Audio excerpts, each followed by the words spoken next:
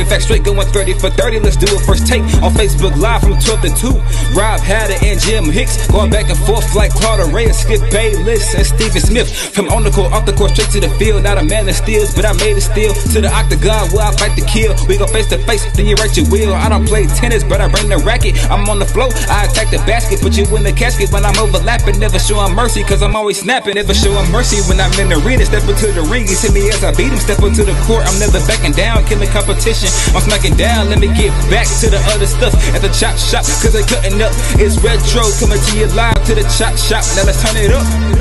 Yeah, we in the chop shop, man. Shout out to Jim Hicks and Rob Hatter. You can catch the chop shop live from 12. This sports talk, we live in the chop shop. We in the chop shop. I'm talking sports talk. So turn your dials up, it's live in the chop shop.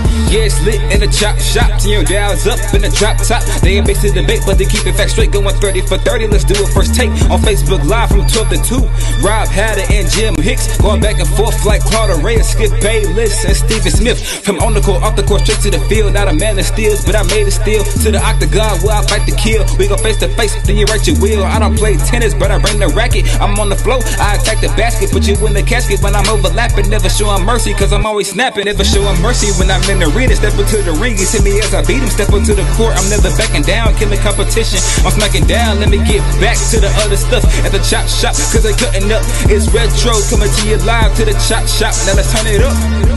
Yeah, we in the chop shop, man. Shout out to Jim Hicks and Rob Hatter. You can catch the chop shop live from 12 to 2 on Facebook Live. Let's get it. We in the chop shop. We live in the chop shop. We talking sports talk. We live in the chop shop. We in the chop shop. H-Town, what's up? You know what time it is. It's time for the best 120 minutes of your day. The Chop Shop, the nation's #1 urban sports talk show, and also your midday sports happy hour. Yours truly, Robert Hatter, alongside Jim Hicks, coming to you live from Houston, Texas. But we're broadcasting all over the world. But here we go. It's Holiday Monday. Jimmy, it's Holiday Monday. Hey, let me tell you something, Jimmy. You know what? I call it Good Morning Monday. The last Monday of 2019 and the first Monday of the NFL postseason. The end of the regular season was ended last night, Jimmy, with an absolute doozy. It was some, just amazing things happened last night, y'all. It came down to a block, a tackle. You know, you work on repetition the whole year long, Jimmy, and it comes down to a guy catching the ball and the other guy making a play. What's my guy named Dre Greenlaw of the 49ers? He made the perfect tackle, Jimmy. Something he has done since he's been practicing as a kid in Little League. Jimmy, he had to make the perfect tackle, or that boy scores. But I know we got a lot of stuff that get happy birthday to LeBron James and Tiger Woods and Sandy Koufax. You know, I know that was a little bit before you. I had to throw that one in for you, Jimmy. But man, what, dude? We done did so much. I've been traveling halfway around the country over the last few days, and had a great time. So what's going on, man? Remind me to tell you about some of my trips. But what's going on?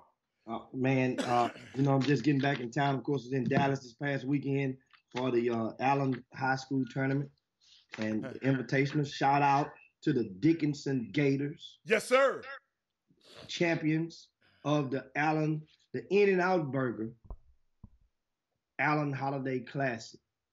Invitational it is. And it was ironic. How about this? You know, In-N-Out has been infiltrating into Texas soil, right? They had restaurants in Dallas, opened up the first 1 or 2 in Houston in 2019. And isn't it ironic of all the weekends that Whataburger has a tournament and In-N-Out Burger has a tournament in the same city at the same weekend, going head to head? It happened last year. It happened last year, right? It happened last year. Yeah. as well. But but remember, In-N-Out has increased their presence because they also have restaurants in Houston now. 12 months ago, they did not have a restaurant in Houston. So they're going head to head. And guess what? Every time you mention, if people say you're going, and think about the residual effect on the marketing of people that do advertise. For the tournament in the Whataburger tournament was held for years in Fort Worth. For years. The Whataburger tournament, right? So whenever you say you're going to that tournament in Fort Worth, what do you say you're going to play in? We're going to play. Last year, Martin Ranch played in that tournament. Yeah. They said we're going to play in the what? Whataburger tournament. Oh, Whataburger last year. You got to say it over and over until it becomes a description, and it's the key. You won't even say the Fort Worth Lions or whatever. I got you. You say the Whataburger tournament. You go into the other one. A lot of people now are still saying Allen because In-N-Out Burger hadn't become just a fixture.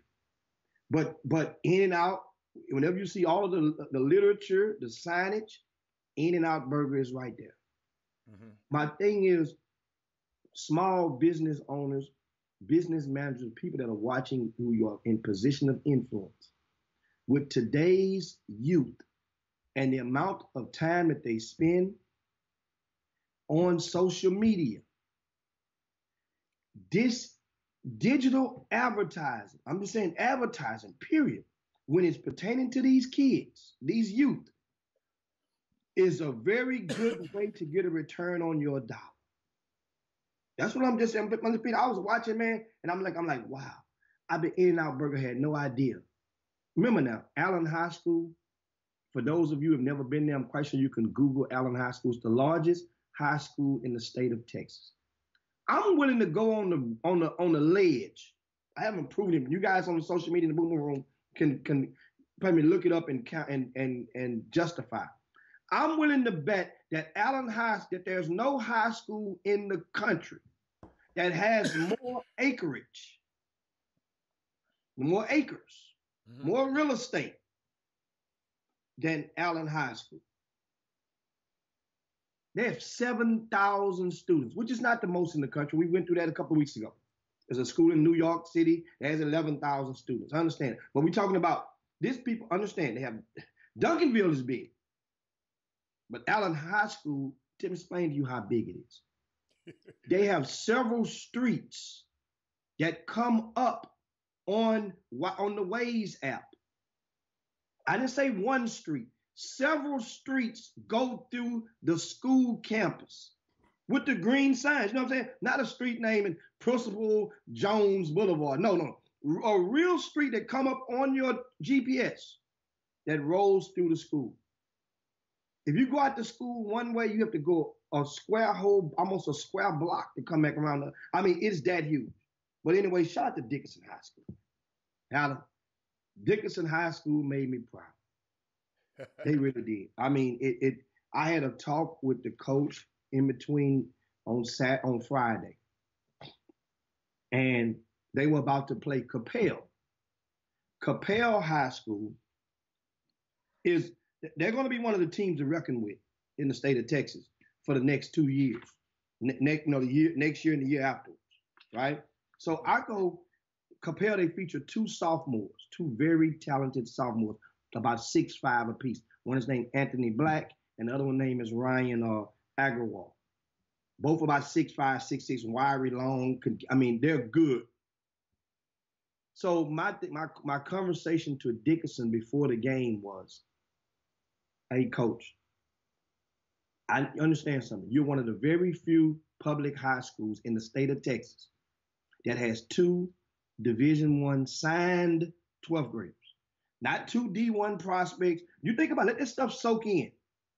Two D1 signed 12th graders. In this game, in certain games when the lights get bright like this, it's a pivotal game because Capel had just beat Beaumont United. They was number one team in the area and number two in the state at the time, something like that. They had just upset them. They had manhandled Beaumont United. But it was like, Dickinson ain't the same as United.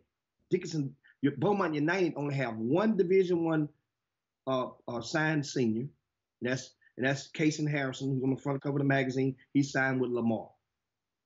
Dickinson has Tremont Mark going to U of H, Marcus Williams, who's going to Northern Colorado, and they have a bunch of interchangeable 6'3" to 6'5" players. They can play a different style than Beaumont United. So I say, coach, at some point, your 12th graders, your D1 signed 12th graders must remind those 10th graders that they sophomores. That's how you win games like that. You go and you make a guy, you make them, you do something in the course of that game to remind them why you've signed to the college that you signed to. And after the game over, people will leave and say, man, I read about this kid, this Mark kid. I read about this Marcus Williams kid, but I didn't know he was this good. That's what you got to do when you're playing under bright lights. Even if you lose the game, you got to make people leave that gym saying, that's a bad joker right there. That's all fans want to see. That's all fans want. Understand something. Parents, I know we're in the most extreme of sensitive times. When people talk, you can't even talk about your kid. You can't even tell a person your kid scored 0 points nowadays. Everybody goes berserk. But understand, and I thought about it. To get in those tournaments is like $15 a day. If I'm paying my money and I've read and this kid supposed to be this good, that don't mean everybody's not going to shine every day, but I'm expecting effort. And so this, once again, Dickinson High School, they won first place. Allen had won this tournament, 2 or 3 years in a row. But boy, not this time. Dickinson jumped out to an 18-3 lead, and they did not, and remember, they squandered their lead. But boy, when it came down to the fourth quarter, that was when big time players make big time plays in big time games. That was a big time game because Allen High School won the state championship, if I'm not mistaken, 2 years ago. Duncanville won it last year. Remember, Allen got the layup at the buzzer to upset Katie Tompkins. This Allen team is good. They've lost to 2 Houston teams this season. Summer Creek beat them in Pasadena, and Dickinson just beat them on their own court. That's the first time that Allen High School lost on their own court to a Houston team since the school was built. Not just mention, I know Marcus Williams and Tremont Mark get all the ink, but boy, shout out to little Deuce Guidry. Yes. He's an unsigned senior and has been on varsity since 9th grade. And it's tough because, Chris Walker gave you guys the statistics and the numbers about how hard it is for a sub 6 foot guard to get a Division I scholarship. And people look at guys and look over at Savia Willen and say, well, it happened to him, it could happen to me. Look over at Kendrick Davis, and you understand something. Those guys had something that was special about them. If you're under 6 feet tall, what's special about you? They had something that was dynamic about them. I mean, not to say you're not dynamic in your own way, but let's stop. We got to find a way to get through to each other without antagonizing each other so that we can be able to move forward and fully understand and accept the situation. If you're a 12th grader and the colleges ain't recruiting you and you've got no D1 offers, guess what that means? Every game you play is a live period because non-Division I coaches can come anytime almost. Every game you play is a live period. So how the hell can people be sleeping on you? Do you realize all those coaches that be in different gyms? Hell, at the Christmas crossover, we had about 10 coaches there. Coach, and Jimmy, and what a lot of people don't understand also is coaches have their friends there. It's people that guys in the basketball community. Some coaches had, somebody was in the gym the other day and somebody told me, man, he was in the gym for me. And I said, wow, let me tell y'all something. I can't call no names out, but Every time you walk in that gym, y'all, it's an evaluation period. What I call it, Jimmy. It's an evaluation period every time them youngsters walk in that gym. And they need to understand that. And a lot of people just, they just don't get it. But hey, I sit there and watch. And what I wanted to do, we always talk about the usual suspects. Tramon is great. Marcus Williams is great. But when you went to these tournaments this weekend, because I happen to be blessed enough, and we'll talk about it a little later. I had business in Memphis. I went to visit my family for the weekend, and I found out that Hightower was 145 miles away, playing at the King Cotton Classic in Fort Smith, Arkansas, a place that I've never been in my life.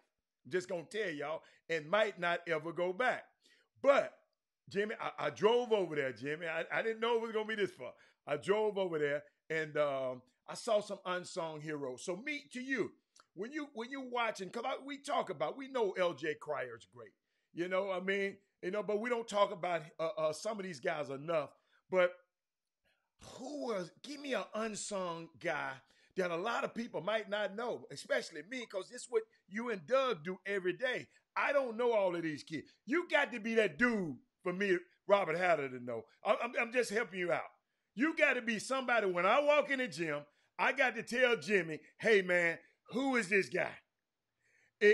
But, Jimmy, who was one of your unsung heroes? Well, a guy that we don't talk about enough, mentioned Dickinson. I start there because they're the champions, and they have an unsigned senior. That's about 6'4", 6'4" and a half, named Jabari Miller. We've been watching him. Those in Houston may have saw me wears number 4 on the team. Jabari Miller is athletic. He's rugged, and he can get things done. He can play college basketball and help a coach win at the non-Division I level. I don't know what his academics are like, but this is the thing. And I'll get to this part in a second, and because I found one solution from talking to college coaches. But Jabari Miller, remember that name? He's an unsigned senior. Okay, be right him now. One, right now, because unsigned seniors need help right now. Okay, because that's the reason. How tall is Jabari? How tall about is? About 6'4", 6'5". Okay, all right. Unsigned senior. Another unsigned senior that we hadn't talked about a lot, but he's ranked. He's ranked. In the top 25. And I saw him down there, and I watched him. He's gotten stronger. He has that Rumeal Robinson type game, and that's Justin Hill from Travis High School. Okay, Justin Hill. Okay. Now, mind you, here's how the connection goes. Justin Hill, he started on the summer with the Houston Defenders, and he's been averaging about 25 points a game this season. Mm-hmm. He's the leading scorer for Travis, and Travis took some lumps this weekend. They were up there. They were up there. Travis was up there. Yeah, they were in the Allen, in the In-N-Out Burger tournament in Allen, and Travis lost 3 games. They lost to Amarillo. Yeah. Okay. They lost to San Antonio Wagner, who's ranked in the top 5 in the state. They lost to one of the top teams in Louisiana, Ouachita Paris. Okay. Now they beat Red Oak High School, but Justin Hill can play college basketball. Now, let me tell you something. He's a Division I prospect. That don't mean you could be a Division I signee. It's just that there's so many guards that once you're 5'11", 5'10" there's a guard like you in every doggone state. So why should a school feel that they have to go across the country to recruit you when there's a little Opie that's probably averaging the same thing in his hometown? Jimmy, I'm glad you said that. And this is a time we can help the parents out here and help the kids out here and just let them understand. Because Alan Branch taught me this a long time. So he said, if you're a small guard, he said, you got to be able to hit, and you might be different. You got to be able to make at least 9 out of 15 threes on at any given moment when summoned upon if a coach in a workout. And You have to be able to put your hand in a bucket of paint and be able, that short, be able to touch the top of the square. He said those kind of things that make a short and diminutive guard be able to have, you know, what y'all call the measurables. Jimmy, LJ Cryer's not that tall, but everywhere he goes in the country, you have to guard him or he gonna score. So help the parents. So this guy you talking about, you said he played like Ramil Robinson. What does he do great that'll make a college come get him? Justin, what does he do? He got to do something great, Jimmy. One thing as a shorty. But and see, that's the thing. Like you just said, that's exactly the difference between a Division I and a non-Division I. Okay. Because when that statement is applied, when Alan Branch mentioned that statement, that was in while measuring Division I prospect. Yes, sir. That statement applies there. Yes. They need not be that for a non-Division I. Okay, I got you. See, that's why. So that's the difference. Why some coach and I said that George Raveling years ago mentioned the same thing to me. He said if a kid is under 6 foot, what can he do extremely well? Right. There are some kids under 6 foot. Guess what? Think way back when got a chance to hang out with him, with a legend in the basketball ranks this past Saturday night. You know, when Spud Webb. Yeah. So Spud Webb was 5'7", and Spud Webb is famous. A lot of guys, if you're over 40, you definitely are familiar with Spud Webb. Spud Webb what he did extremely well. He could jump and touch the top of the square.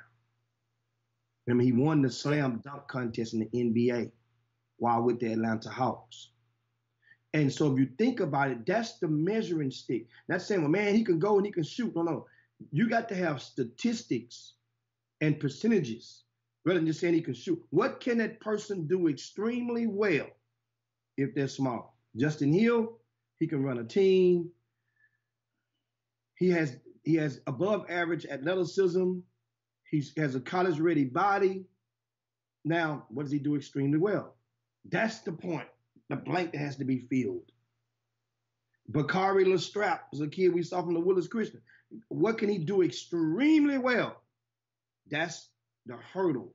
Once you can convince a college coach at the Division I level that sub 6 footer can do something extremely well, then the doors open up. Meanwhile, it's not the end of the day. Right. That's what I'm saying. It's far too many people that are ignoring the non-Division I schools. And Jimmy, you got to hear me. I do. It's because this is not my bag. So that's why I take my hat off to guys like y'all. These the things that I don't understand. You telling me where a Division I player or I'm just trained. I'm always trying to look who is the best player in the gym when I walk in the gym. You looking at, hey man, where can these kids play in college and on what level? It's two different sets of eyes. That's why, but I'm learning, but I haven't got there yet. But you're right. Some of these guys can go play at another level. The problem is the perception that people out there, you know, like, I'm too D1 for that. Well, yeah, that's what happened. You know what I'm saying? Like, I'm looking at Marcus Sloan say Justin's getting interest from New Mexico State, Morgan State, and a couple of the D1s. Understand something. Okay. At this point, they're favors. Huh? Are they really? They're a lot of those are favors. Okay. And understand, favors meaning that I know Keith Hill is the father of Justin Hill. Okay. Keith Hill is a long-time friend of mine. He come from MacArthur High School back in class of 1983, something like that. Back with Howard Turner, who's Breonna Turner, they played high school ball together. Jeff Williams was the point guard who ran the team with Elaine Jones and back in the days. That team with MacArthur MacArthur was ice cold back then. Now, understand something. Keith Hill went to college at New Mexico State. That's why I always tell you something. If a kid plays basketball and he has a son, they consider it a legacy kid. And if you had a great career at your school and your son comes along, that school owes it and will in many situations take a look and try to bring at your kid, at your son, because the community still loves you. You have a son and he can play. Not just I'm just saying if he can barely play, they can take a look at him as a walk on. But I'm talking about for a scholarship spot. So guess New Mexico State. Guess who's assistant coach at New Mexico State? Robert Allen. I'm listening. Corey Barker, who used to live in Houston from Smiley High School. Yes, Corey. TCU TCU Corey, that's my man. So guess what? Corey is very familiar. He's from MacArthur. He's from Smiley. Smiley is not far from MacArthur. He idolized and looked up. He was a young kid, but he knows about Keith Hill. Keith Hill is a alum. So that's the connecting dots. Morgan State is a solid school. There's a connection there. I won't get into all that. But this kid, as Doug mentioned, he's had produced a couple triple doubles this year. Right. And Doug Jones says Justin Hill touch the top of the square. Okay. He could touch the top of the square. I haven't seen him play yet. So my thing is this, but you got to keep winning. See, that's the part that a lot of people, when you're small and you're challenged on the sides, you must create ways to win or be competitive. Jimmy, guess who I'm falling in love with? Who that? And I know I'm falling in love with the highlights. I'm falling in love. This little Braylon Bush, man, I'm just liking him, man. I listen to what I said. I haven't seen him play in a game in a while, but I'm falling in love. Whoever his highlight dude, y'all got me, and I know I'm wrong, but I got to mention him because he's a diminutive guard. But every time I look up, he got 38. Can't nobody stop him? Jimmy, I'm asking you, can anybody out there stop this kid? Well, Braylon Bush is doing well, and Silsby was in Dallas as well this weekend. They took a couple of losses while they were in there. They made it to the Constellation Championship. Braylon Bush, he's the leading scorer in Greater Houston. And the thing is, he can shoot the ball extremely well. See, what can a kid do extremely well? Braylon was holding an offer from Longwood, which is a D1 offer, for months. Now, however, Braylon, I'm not sure. He need to go take that. I'm not sure if it's still there. It was there in October, but that don't mean the offer is there in December. But guess what? They wanted him. He did not want them. I don't know what the reason is, why, but he had Division I offer. So now what he's doing now, and guess what? You can't sign until the second week in April at this point. So guess what? The signing date is passed. So all he can do is continue to gamble on himself. And guess what? Hey, Jimmy, What's somebody, that? hey, y'all quit raining on my parade. He talking about he had 6 points against Port Arthur Memorial. He was sick. He had flu. He was sick that day, Mr. Loft. He was sick that day. Oh man, well, that's unfortunate, but still, he's still the leading scorer in the area. Now, meanwhile, Silsby has lost like 10 games this year. They have a losing record. Coach, I just said I like the kid. I didn't say nothing about the team. No. Remember I said earlier, I'm not anti-Braylon Bush, but you have to find a way to turn some of those points in exchange some of them for some wins. So how do you do that, Jimmy? How do you do that? How you exchange some points for a win? Well, sometimes just say for example, I'll give you a quick example, easy example, so how you understand what I'm saying. Well, we get a steal, Hatter. You pitch it out to me. Me and you going in for a layup. Right. Uncontested. I say, the hell with that. I'm going to give it to you. Let Hatter lay it in. You know what Hatter's going to do right now? Next trip down the court, you're going to embrace me more. You're going to feel like, you know what, my teammate, he's scoring all the points. He's guiding, he's leading us, but he likes me. The parents of your parents is going to appreciate me more instead of thinking, in your mind. Now, you hear some parents saying, pass the ball. Or in their mind, they're thinking, man, let somebody, my kid wide open. Yeah. They don't say that on the shots you hit, but on the shots you miss, That parent is thinking, now you know you saw my son in that corner wide open, you missed, and you shot that longer, deeper shot. So that's what it does. You trade some. It could have been the same 2 points. You would have made the layup, but I let Hatter make the layup. And those are opportunities where you can, here and there, not saying do it all the time, you can trade a basket to let a teammate get a basket. That teammate is going to work twice as hard on the other end. And that could be the difference between winning and losing certain games. Now, Silsbee is still a contender. They're still a top threat for Yates High School in Class 4A in Region 3. But at the same time, the fear factor for Silsbee, man, they played a tough schedule, but the fear factor is not anywhere near where it was in the past 3 years. That's what the difference is now. So put it like this. On the bell curve, we see LJ Cryer, right? LJ Cryer is like the second or third leading scorer in Greater Houston right now. Okay. LJ Cryer has been scoring at a serious rate all season. Eddie Lampkin is no such thing as a DNP anymore. He's out for the year. He's scheduled to have surgery this morning. Well, he should be out of surgery right now. Look at the clock. Okay. That could possibly be season-ending surgery. Right. They would know once in the next 72 hours or 40, they would possibly know if he's out for the year. But they are not expecting him to return in the regular season. Right. Eddie Lampkin. That's the 6'9", 6'10" center who signed with TCU. Well, this past weekend, Martin Ranch only dressed out 8 players. Yeah. Only 8 players dressed out. And they stumbled into this Allen tournament, Hatter, and you're talking about first game, right? They who did Martin Ranch? They beat up on Lake Travis. They won that game. And they played Mesquite Horn, a game that they was controlling. I watched that game. Controlled it for 3 quarters.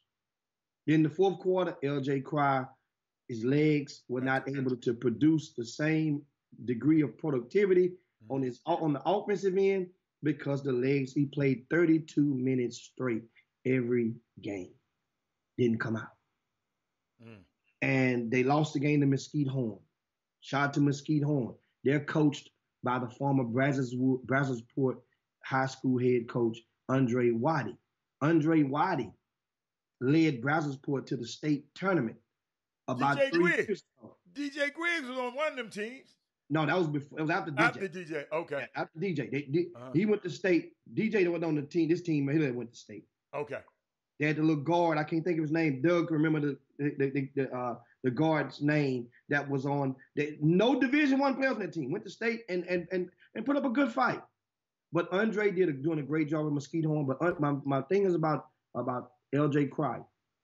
The team is competitive while playing against other teams that we look at player for player, they're better. Mesquite Horn has a Division I player in the lineup. Okay. Now, he's not going to Baylor, right? But they have a kid who signed with Louisiana Monroe. Okay.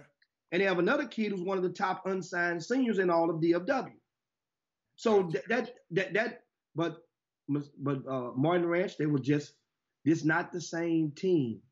Now, don't get it twisted. Adrian Caldwell did not sign up, did not make the trip. Sure. He had the flu.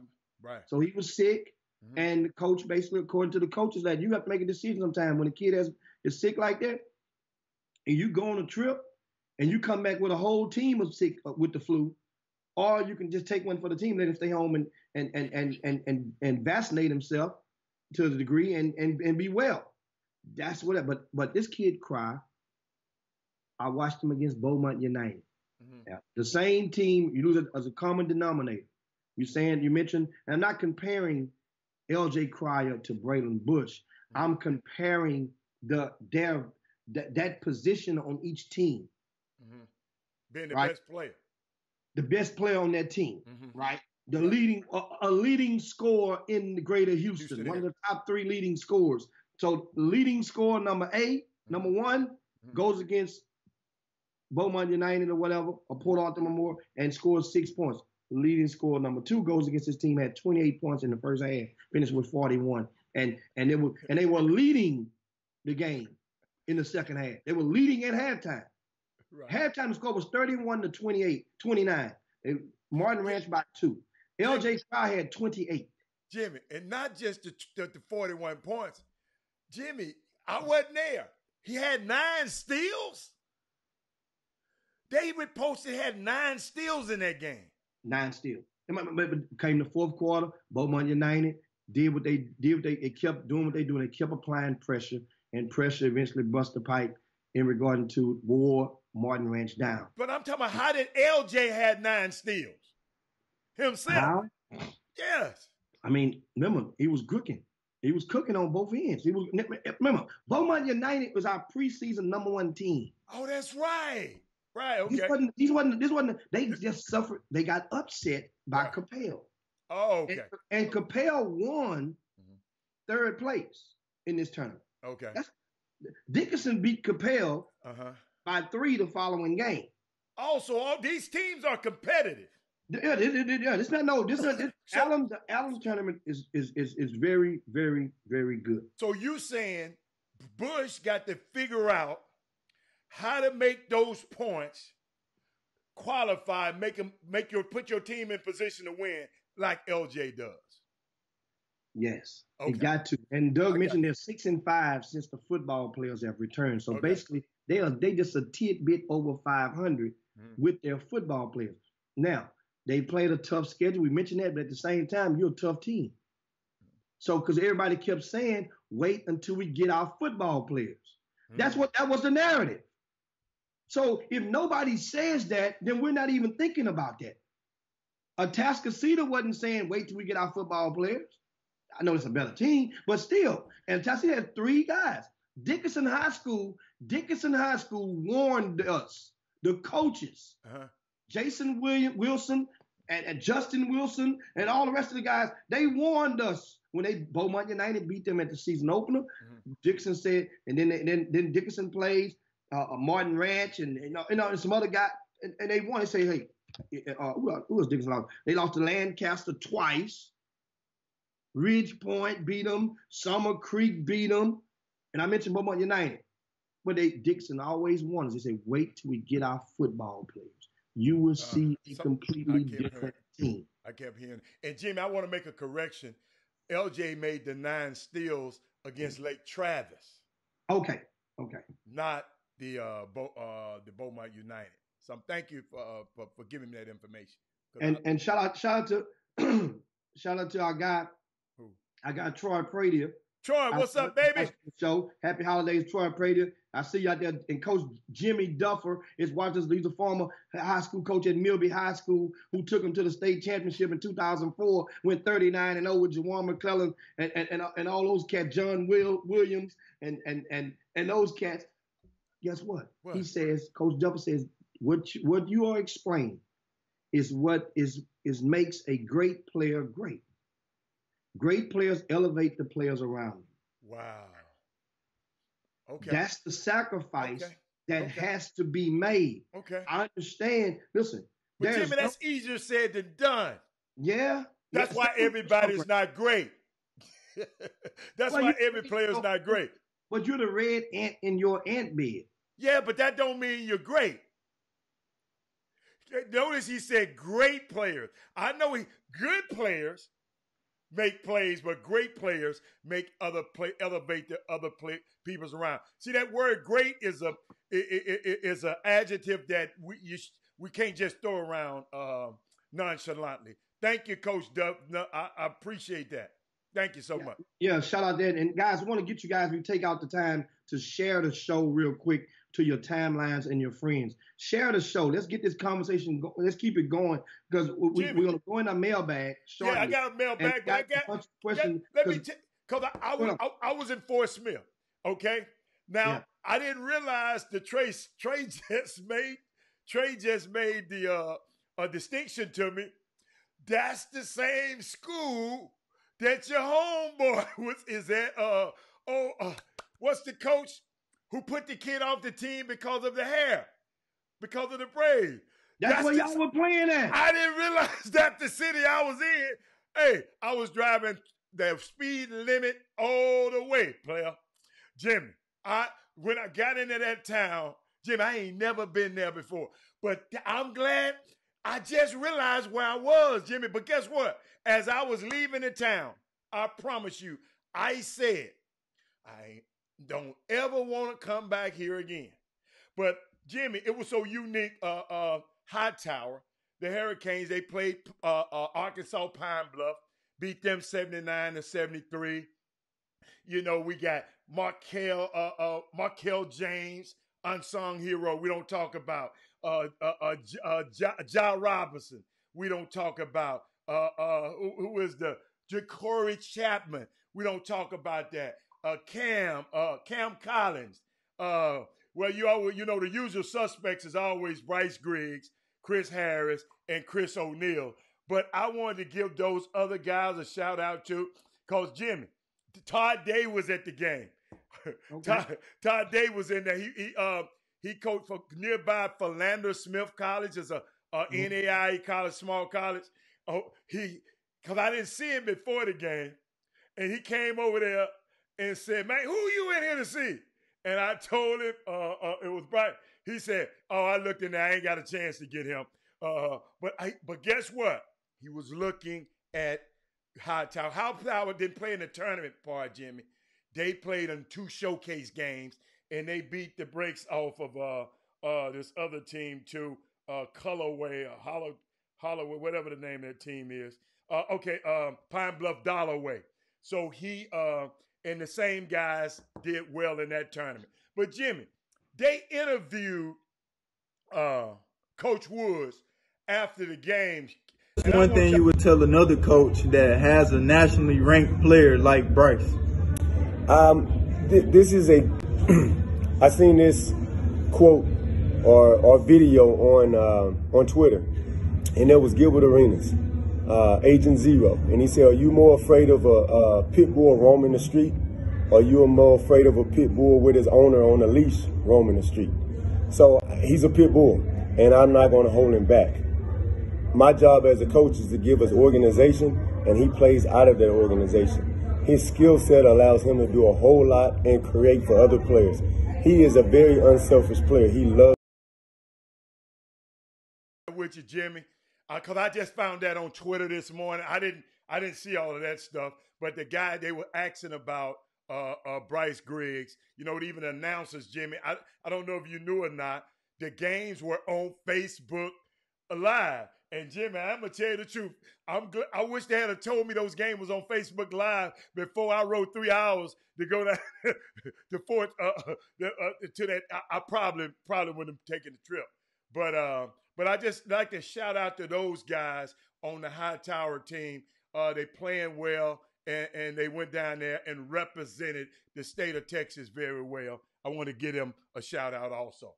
Now, and in regards to Braylon Bush, Kenneth Lofton post on there that Braylon has offers from Houston Baptist, Sam Houston, and Longwood.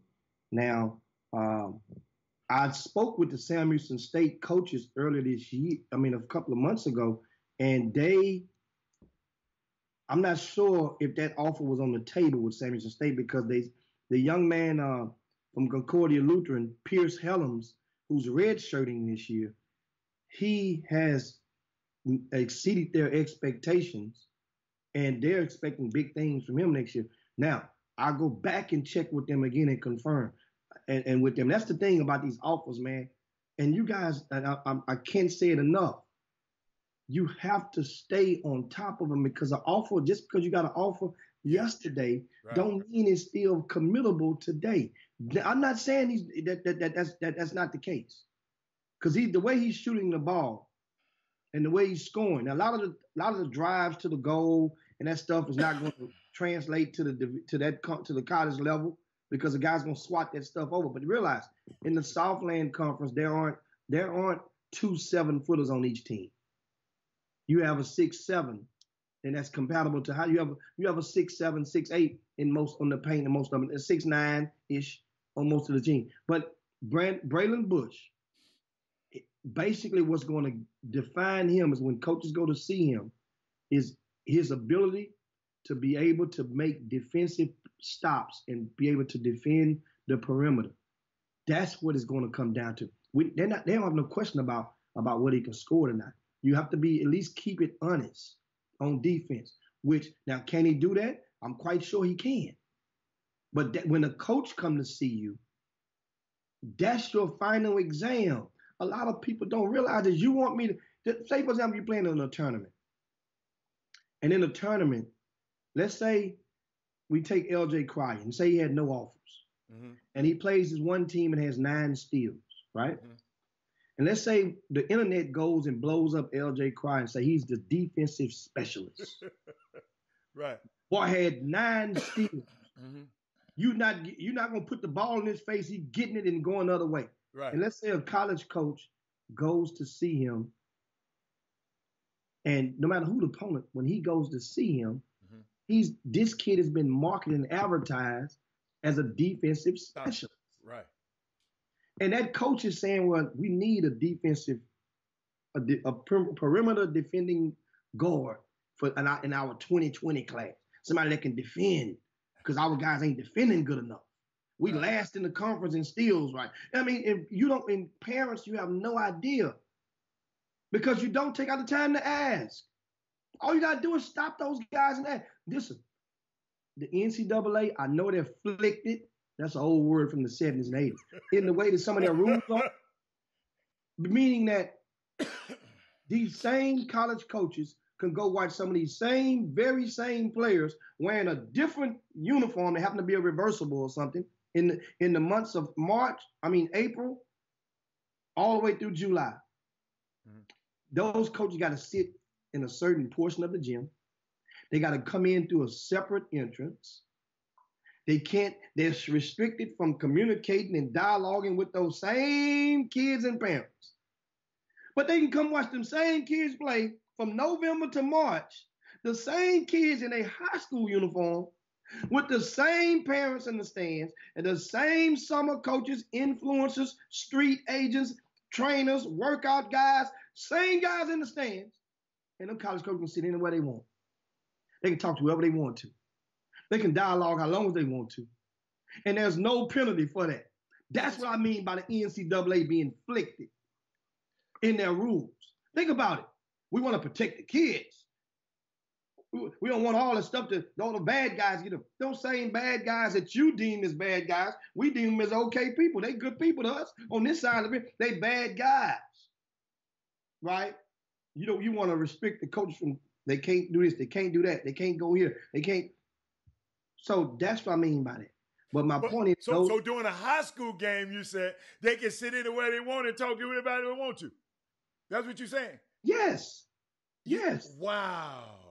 They can sit wherever they want. They go in the same door. Yes. They go to the same entrance. That's right. They can sit wherever they want.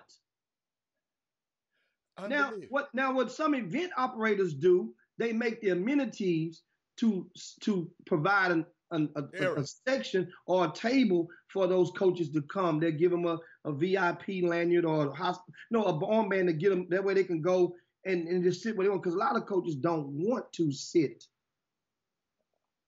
in the midst of a lot of the parents. You know why? And I talk to them, and trust me, I talk to the coaches all the time. Well, one thing is they don't want parents bugging them and having a conversation with them during the game while they're trying to evaluate. They're at work. That's number one. Number two, let's say the assistant coach is at a game, Adam, and the boss texts him, how is old little Johnny playing right now? And they mess around, see that text. And he goes and he texts the boss back, little Johnny is stinking. He's sorry as shit, coach. I'm just saying. Now, let's say grandmama is sitting right behind that coach, looking up, eye hustling his phone. He got an iPhone 11. Them things big, Coach.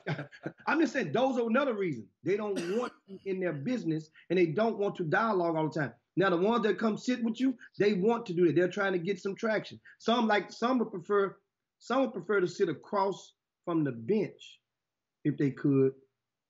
That way they can get eye contact when the kid is sitting there on the bench and come out the game. And then some like sitting behind the bench.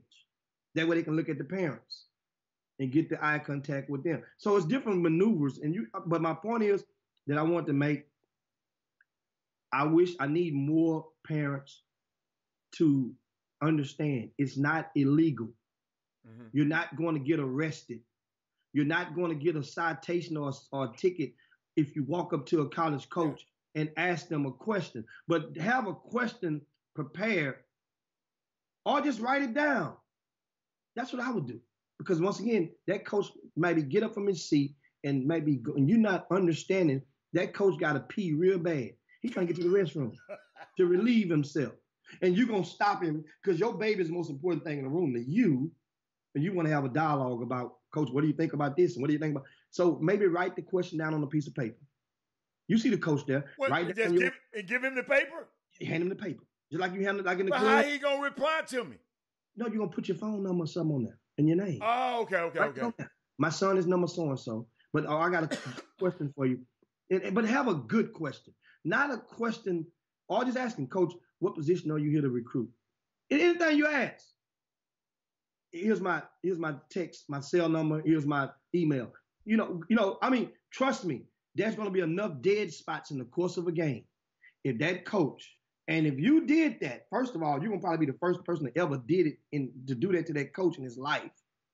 And we all remember our first and our last. We all remember our first and our last. Hey, Sandra, I see Sandra on the way back, guys. And of course, we dedicating this show. God, Sandra, my wife's uncle is battling stage 4 cancer. Oh no! The family, her and the in-laws on the way back from down in McAllen and from the Valley area where they've been this weekend. So, but I wanted to take out the break and I hope you guys have a safe trip back. Shout out to Tony Kelly up in the Austin area. And I see Tyrone Irvin. What's up, Tyrone? You say you know that you know that game with them coaches. I mean, we all have information to share. Right. It's about feeding. We can't force feed info down people's throat, and I understand that. We can't. But there's a time right now. If you're the parent of an unsigned senior, mm-hmm. You and your kids should be very hungry right now for intel on how to, because some intel that we provide mm-hmm. can provide you with a free education.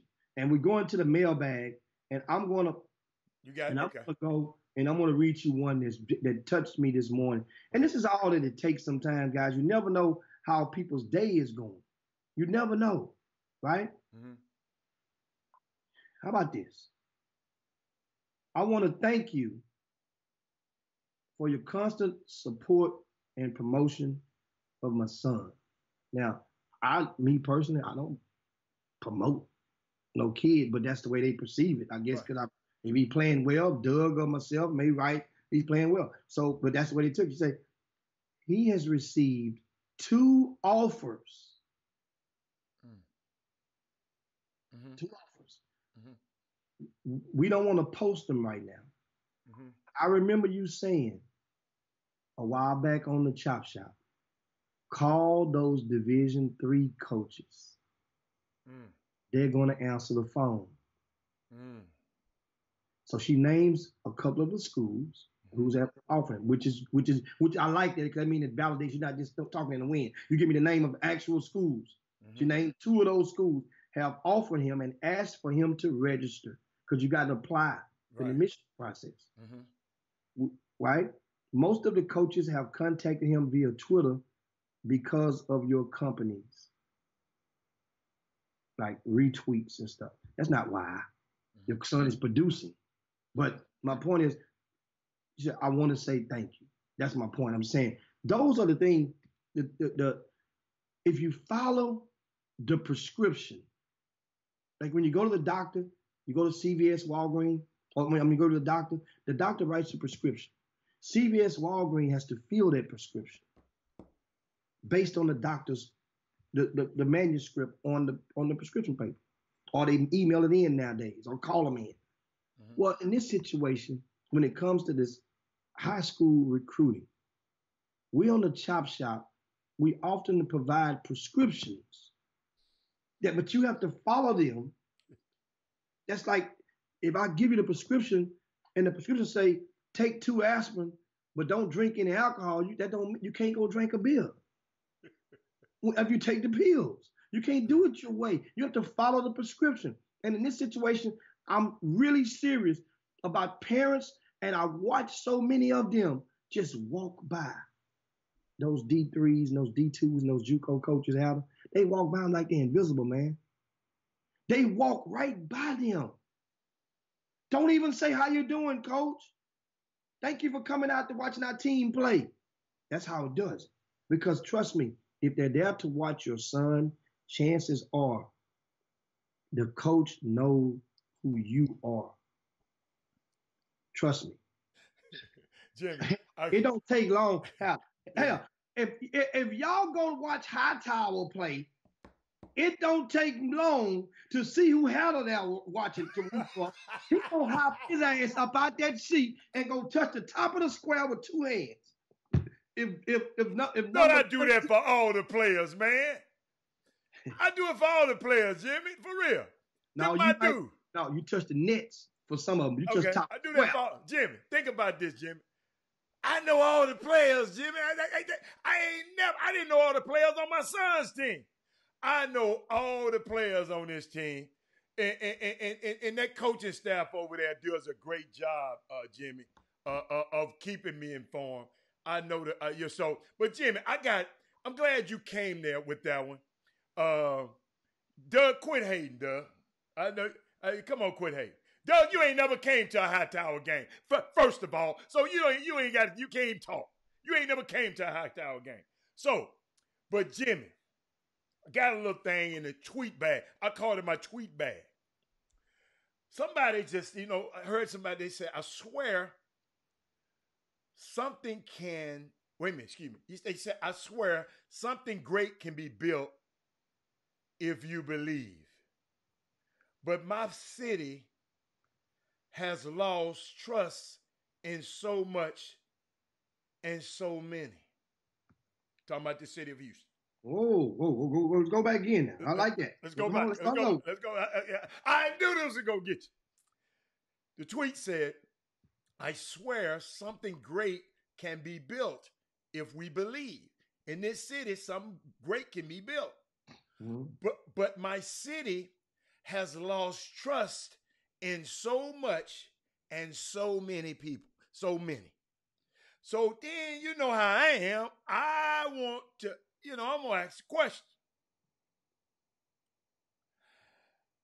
So they said, I said, what you mean? He said, lack of faith in the independent route at the younger age. Independent route, what he mean, independent basketball route. So they have a lack of faith in the independent. So in other words, I think they're saying, and I didn't have time right before they showed up, lack of the independent mean the schools, the programs that are not shoe programs. Okay. Right? Independent, right. So a lot of parents and a lot of kids got a lack of faith in the independent, and a lot of independent people have developed a lot of these kids, parents. In my vast knowledge of this, a lot of the independence has been part of the success in the development of some of these kids that go to the next level. But he said they got a lack of parents now, got a lack of faith. Then he came back. You want to address that? Or you want me to go to the next point? You want to address that point? I can address that. We'll go point after point. I'll put 30 seconds in. Well, okay. You lose faith, first of all, the expectations. So that's, you have to really, the expectations going into a program. And you're talking about what level, what grade level are we talking about, Adam? They said a young, hold up, let me look at my notes. The young, they said age is the younger age. At the younger age, I guess 8th and 9th grade. 8th and 9th grade. 8th and 9th. 8th and 9th grade. Let me explain something to you. In the 8th grade, you can go anywhere you want. There's no sneaker-sponsored 8th grade team. There's no sneaker-sponsored 9th grade team. They are under the umbrellas of a sneaker-sponsored program. Those people got to pay, unless, don't get it twisted. they are required to put like this. Let me flip it like this. There's no money allocated towards the 9th grade team from the sneaker corporation, meaning that they got to get it how they live. Now some teams may be fortunate enough to have a well-to-do sponsor. I put it like this: going into high school. Let's go there. Going into high school. Expectations. What are you expecting? What were you expecting? Mm-hmm. That's the thing. Just remember that expectation. I'm going to come back to that. Come on to the second. Okay. You want the next? Say, yeah. Nothing wrong with not being a shoe kid in the 8th and 9th grade, they were saying. But mainly people want to leave independence or leave their, hold on, guess what? He said mainly people want to leave this city because they hate on people here. I've been hearing that a lot from parents. This city hate on their kids. These parents want to leave the whole city. Parents, let me stop. Y'all sons were probably better than mine. They hated on him. Do you think I'm going to leave the city of Houston to play because my son want to play? Because I want my son to play basketball somewhere else that ain't nobody going to hate on him? Parents, I'm going to tell you, when I saw that one, I hope nobody in this grassroots community are making you so mad that you thinking about. Because I know some parents telling me, Jimmy, and I'm talking about the ledge, leave. Everybody in this city hates on them. Y'all got to realize some people, it's crazy, Jimmy. They said people mainly want to leave this city. It's people have left this city, Jimmy. Yeah. It didn't work out for them too good. But it don't work out for most. It do not work out for most. And that's the thing. Mm-hmm. So you can go and leave, go where you want to go. And I explain all the time. I say, now, here's the thing. Just say you have a person that's hating on your son. Mm-hmm. Well, do you have a person that's supporting or providing love for your son? Talking about I'm assuming they're talking about in the realms of amateur basketball or in a amateur media de facto outlet. That's what they're talking about. So if that's the case, think who wins. For you to want to move away, you know what you're saying? What? The person that's hating on my kid has more power than the person that loves my kid. So I can't win that battle. I'm getting the hell away from here. Say it again, Jimmy. Repeat that. When you move away, you're acknowledging. Even though you don't want to, you're spending your dollars to uproot your kid to another city, another part of the country. You are saying that the person or the angle from which spewed the hate about your son or promoted your son in a negative light is greater or more powerful than the person or the angle that's spewing your son in a positive light. That's what you're saying. So what you're saying, you need to get some new friends. Huh? They need to get some new friends then. That means you put your faith. And guess what? And I've seen it happen. I've seen people that go and realize you think and you said in your mind, that guy must don't like my son. He wrote that. Yeah. You know, that guy must, and then you see it again, then it magnifies. You call your cousin, you fast forward or you screenshot it to your relative. Man, you see that? He writing about my son again and saying he ain't done nothing. You don't know my son had diarrhea yesterday. You know, his stomach was hurting. He just came to the dentist. That's why he didn't score. But guess what? You'll use it over and over. Then your son scored 15, 20 points. You know what you say? See that? I know he don't like my son now. My son just scored 20. He ain't wrote nothing about that 20. You see, this is how it goes and goes and goes. Then the next person listening to you say, you know what? Man, that's messed up, man. It's show right. And you know what? He got your son ranked too low. You see? Jimmy, they got Jimmy. Think about this. People are so blind to this. I mean, maybe they're not blind because I'm on the show with you. So they automatically just think I rank, I do everything. I told you, remember the dude stopped me at one of your tournaments. Said, man, you got to do something about these referees. I looked around and I said, what? You got to do something about these referees. These referees terrible. Dude, you said man over there in that hat. That's the dude, not me. Oh. So, Jimmy, I mean, they don't even know. That's what I'm saying. They don't know. It's like going. Remember the movie The Wiz? Yes. Remember The Wiz with Michael Jackson? Michael Jackson. Not the Wizard of Oz, but The Wiz. Yeah. That's the real one to us. Okay.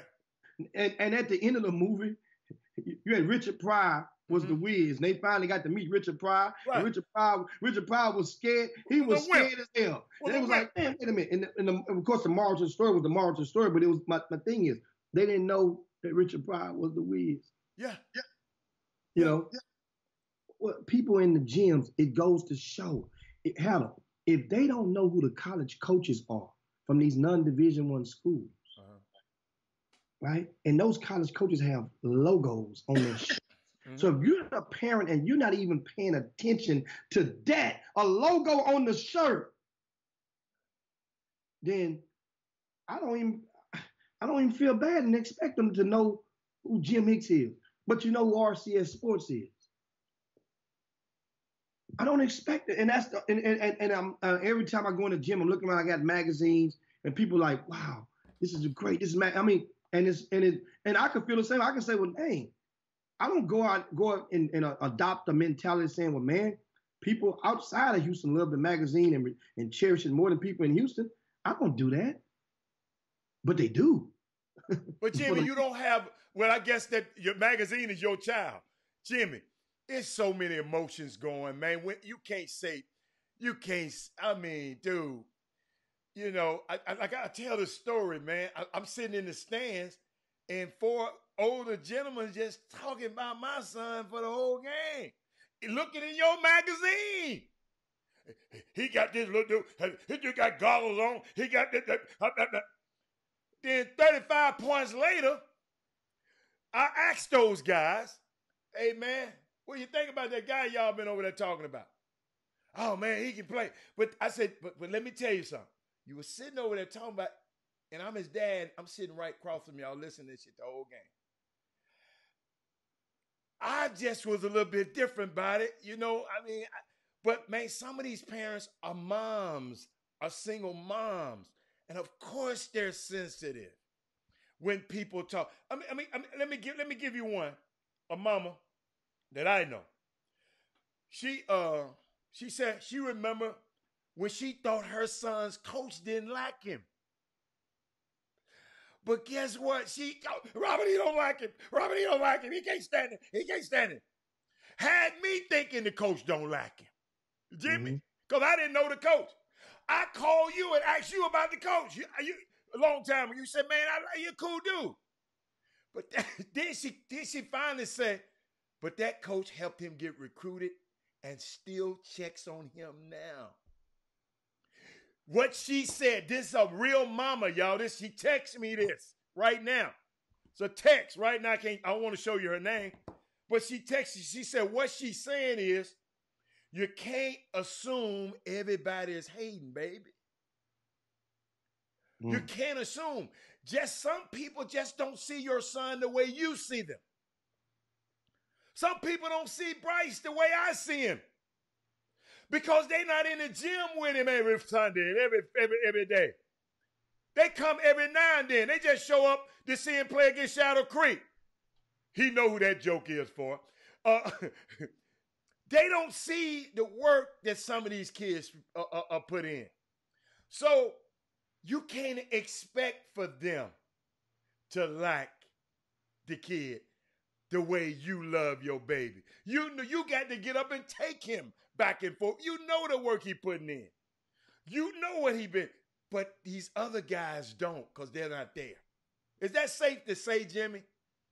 Well, yeah, but they're not obligated to be there during other times, and that's going to be a natural component. If a kid is in your heart, then nobody's going to love your kid like you. Nobody's gonna love your relative like you. Nobody's gonna love your cousin or your brother or your sister like you. So that's left unsaid and understood. That's totally understood. Now the thing is, as you got posted on the screen from Marcus Sloan, Marcus says a lot of parents think hate is saying their kid isn't as good as the parent thinks he is. And I come up this past weekend with a possible solution. A solution. Like I gave you one possible solution on how you can break the ice with some of these college coaches. At the events, walk up to them, write a note with your info on it, write a question. Because if you write a question, if the question is juicy enough, then they will reply to the question. That's how you break the ice. And basically, that's an easy way to get the coach's cell phone number. If he's going to text you the answer to the question. If he's going to email you, you got his email address. So you don't have to ask him for a card. I'm telling you, if you ask a coach for a college coach, or a seasoned college coach will tell you, I left my cards in the rental car out there.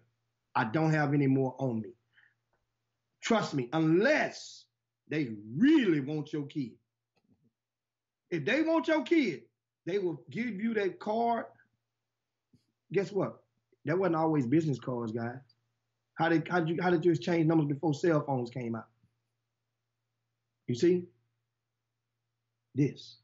If they really want your kid. So that way you don't ask them for no number. You give them a note. Now, with this stuff, I said there are solutions. And boy, I love the Boom Boom Room. You guys got questions. You got it going out there. And for the dialogue, I mean, really, really, we're gonna get into a lot of these questions. And I see one from Chuck, Adam. What Chuck say? When the college coaches come to see the hype, who loses credibility when the output isn't what the videos show? Who loses the credibility? If a college coach... Notice what he said, the videos. Yeah. Who look? It's the player. Coach, you said if he's looking at the videos. Well, that's what his question is. But I'm just gonna add an ad-lib the question and put from the hype or the video. Okay. Right? Because who the texts, the tweets, or the video, who loses the credibility? Well, remember that word I said earlier? Expectations. The abundance and the magnitude of the hype that's placed on the shoulders of a kid, it would determine what a person expects when they see the kid. We mentioned LJ Cryer earlier, and we can mention him again and again and again. You know why? Because he's the best player in the city right now. But when there were people in Dallas at Allen High School who came to the In-N-Out Burger tournament, they were wanting to see, and understand, Baylor has alumni everywhere. There were Baylor. I ran across a couple of Baylor Bear fans who were alumni. They had never seen LJ Cryer in person before. So they were coming, they paid their money to come in. There was two of them, two guys, to come and see LJ Cryer, this kid who's coming to Baylor next year. Because, in Baylor now, speaking of the new AP poll, Baylor's moved up to number 6 in the country. They're number 6 right now. Yeah. Somebody number 7. I wonder who's number 7. Nobody remembers number 7 except for number 8. Hey, y'all. See that? Hey, see how you do me? That's boy. If TSU had been number 7, boy, he'd have been hollering over there. But TSU almost beat Arizona State this past weekend too. But back to back. So they were coming to see LJ Cryer. They had expected to see this kid who can shoot the ball, who can score buckets. Guess what LJ Cryer did? He gave them a show, not knowing they were there to see him. He just came to play. Right. He showed up. They lost the game. Remember I said all the time, if you are deemed a top shelf player, even if your team lose, you better get paid on that court. Get your money. I say it all the time. Yeah. Because that's what people are paying to come to see you do. You better show up. Even if the team don't win, your team isn't going to win all the games. Right. But you better show up in defeat. In defeat, you want to make it be known, hey, that kid right there, man, that kid good. And that's what helps define and narrate the hype. So, if so many people, and I give you a solution, which I did a while ago by default. All you guys have to do, if you're watching out there, Marcus Sloan, Doug Jones, a lot of the guys, Jeffrey Day, guys are watching, and more. Mm-hmm. Simply add, when you're talking about kids, unless you're totally ready to cash in and put all chips in the middle of the table on a kid, start adding this simple word to the end of every description. Today, or you can say right now. So in other words, if I say, man, LJ Cry, just say, what do you say? What do you think of LJ Cry, Hal? Huh? What do you think of Bryce Griggs? My nephews. No, how you talking about his game? What do you describe as, what do you, he's what? Dynamic.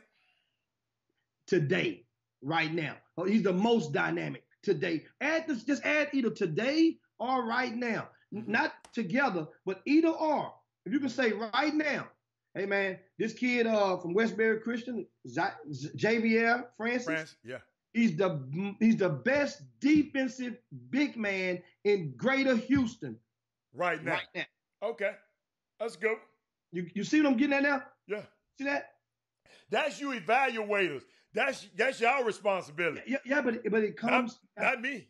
I'm gonna say what the hell I want to say. No. I say unless you're ready to cash your chips and put them in the middle. I didn't cash my chips in. Your chips in the middle of the table. So that means it's different. LJ, Bryce, all chips on the table.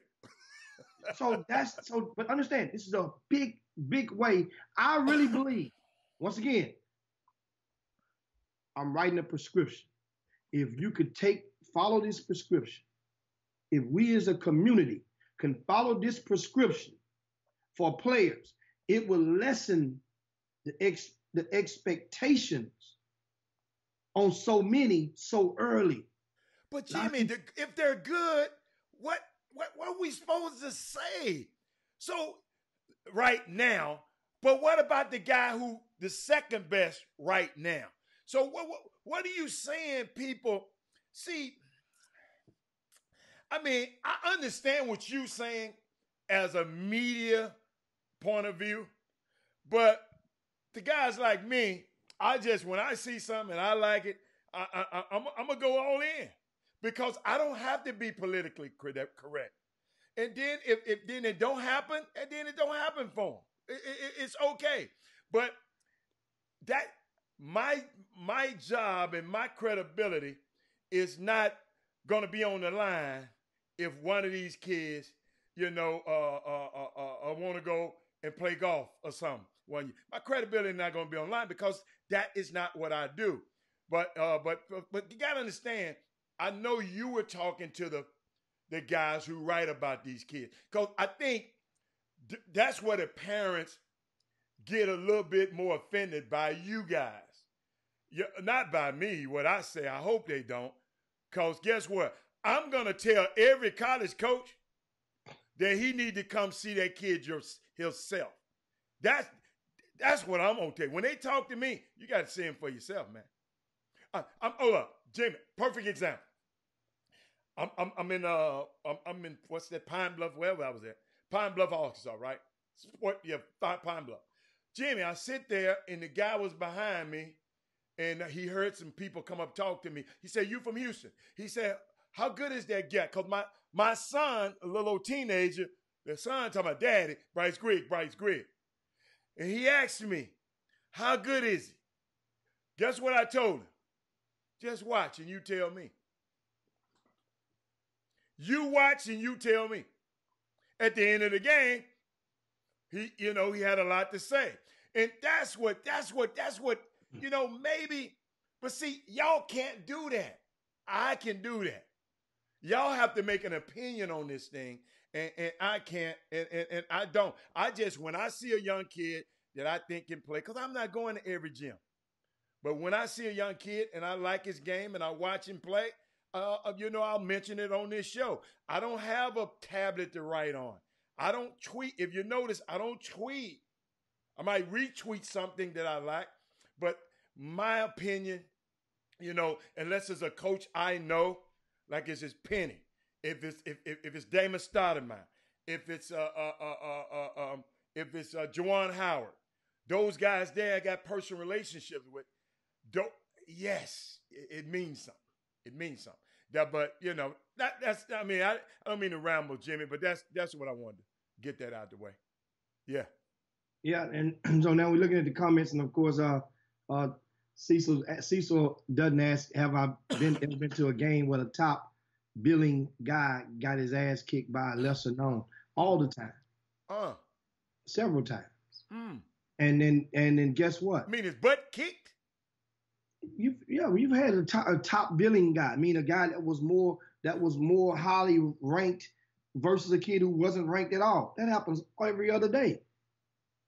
Every other day in the city. But then the thing is, the person that the ranking stuff, you have to realize there are a lot of kids out there right now in the 6th, 7th grade, and their dream is to be ranked.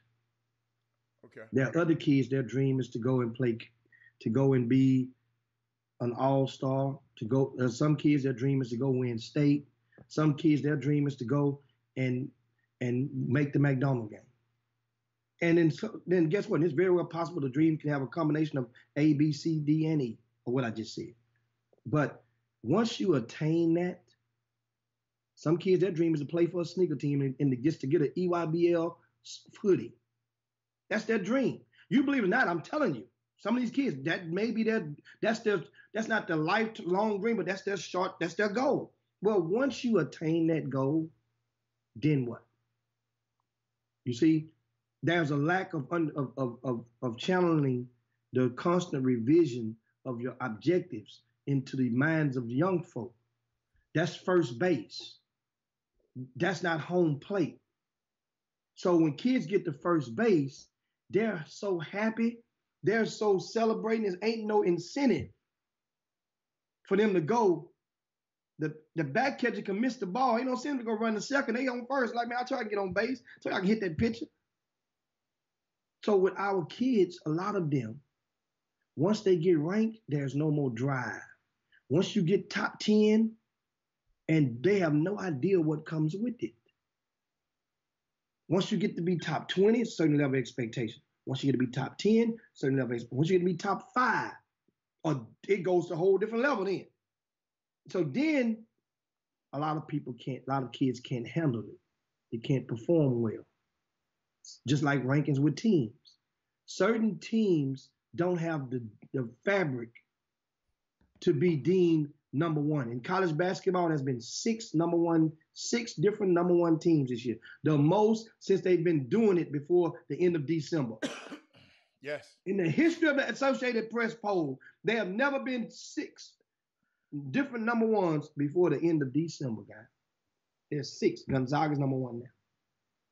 You see? Hey, Jimmy, it seemed like they'll be number one for a while. I looked at their schedule. Look at their schedule. They got Cupcake City. But guess what? Some of those teams lost to other teams we saw on their schedule that didn't see it coming. Right. We didn't see Evansville on Kentucky's schedule as a loss when they was number one. Speaking of Evansville, but now let's not go there. But keep going. I mean, it is news, but speaking of Evansville, man, Walter McCarty is on personal leave, guys. He's the head coach, former University of Kentucky star, who's head coach at Evansville. He is placed on administrative leave on some Title IX investigation. Title IX, guys, whenever you see the word Title IX. What does that actually mean? That means there's a situation that involves a female employee. That involves a female. Not necessarily sexual assault or necessarily a sexual crime. Not necessarily. Remember, I just said a crime. You said a crime? You didn't say crime. It does not necessarily involve a crime, but it could involve some work ethics. It can be limited. It can include something that's work related in a relationship, something about fraternalizing. It could be something else. Dipping your pen in the company ink. Yes. Okay. That's not a crime. That's not a crime. Okay. See? So it could be. Now, So that co-ed stuff, coaches, that's why they prefer coaches to be married a lot, yes, Jimmy. bingo. Because on those campuses, that's why I pray for Penny every day. Nice looking, rich, tall, boy, it could happen. And so right now it's the second African American to have a job, a head coaching job, to lose it before the end of 2019. Remember IUPUI head coach Jason Gardner, he lost his job. You know him? Yeah, no, okay. Jason. You played with Arizona. I've known him, been knowing him for a few years. Okay. That's the Gardner play. Okay, gotcha. Yeah. Okay. Then Byron Rim is now the head coach at IUPUI. Right. Now. And now you have Walter McCarty, who, remember now, Walter McCarty, all he had to do was fare well in that conference. He was putting himself in prime position for a real job, for a serious pay raise. Now, people have an excuse to not touch him. They got an excuse. As black folk, we have to always strive to eliminate the excuse. Jim, I got something, Jim. I'm going to share this with y'all. Now, I was thinking about it, telling my girl about it. I was sitting there talking about it. Whenever somebody come in your life, they would do one of four things, okay? Either they will add to you, they will subtract from you, they will multiply you, or they will divide you. Yeah. Jimmy, I don't know about you, but in this season, I'm only bringing people close to me that add to me or multiply me. And I'm going to wave them people who subtract me and divide me. I'm going to wave them goodbye. I'm going to love them now. Don't get it twisted because the Bible tells me so. But I'm going to love them from a distance. Always remember, young men, young women, four things when people come into your life. They're going to either add to you, multiply you, subtract from you, and divide you. What happened in this situation with Walter McCarty, somebody came in his life and it subtracted from him. So guess what? And divided him from his team. So always remember those steps when you're building relationships, and when it's for reasons. I throw that one in there for free, y'all. But now, what else you got?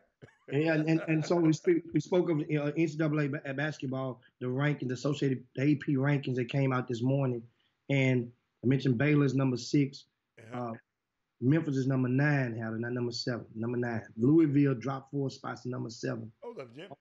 We number 7 in one poll. That was last week. No, we ain't dropped down.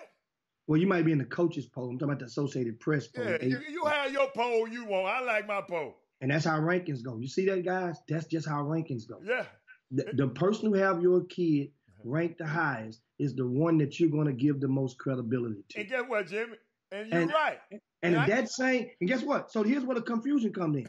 If that same ranking portal drop your son, right? They drop your son. Mm-hmm. Then the other one who you said was some slop because they got your son ranked too low and they haven't ranked higher. Then what do? Then what do you say now? So now you're going to give credit. You want everybody to believe that they're credible when you just said they some slop. Jimmy, for not ranking your son high enough at all. Well, maybe they should follow my lead, Jim. I just gave him a great example. I didn't say nothing bad about AP. I just like the other one better. Is that the way you're supposed to handle it? Jimmy, is that a good way to handle it like that? I didn't say AP is terrible. They some slop. I just like whoever that other coaching poll I saw. I saw 7. I said, I love this poll. And it's okay. But what else you got? What they say? I'm watching the conversations on the Boom Boom. Oh, they off the chain. And Mr. Dews says that he watched a lot of the RCS ranked kids in Port Arthur. Same thing. A lot of people, a lot of the parents, they want to put these names with faces because, and some they may have known, they may have saw them in the 7th, 8th grade and hadn't saw them since. Uh-huh. And they want to see, and a lot of guys want to see if you're in the right range. Not the number, but the right range. And that's what I want you guys, when you're looking, look at the range. Explain that, Jim. Explain the range for me. Coach, you explained it to them, Coach. You explained it to me a long time ago. Well, here's where you interpret the range. Okay. Just say if you got a top 100. Okay. And this is how you interpret our RCS Sports rankings. Well, if you got the top 100, then look at it like this. On the average, there's about approximately 30 players on the average get Division I scholarships from Greater Houston, right? Okay. Now, this is applying to when you're in the 11th, 12th grade, the 12th grade specifically at the beginning of your 12th grade year. Well, if you're a Division I prospect and you're in the top 30, then that's what that means. That means because we get about 30 on the average. So let's say if you're in the top 40, that means you have a chance because number 40 can very well be number 30 if he plays well. And it's right there. 40 is that 10, that's that range that puts you right on the cusp. Doesn't mean you're not a Division I. That means you're a Division I prospect in all likelihood.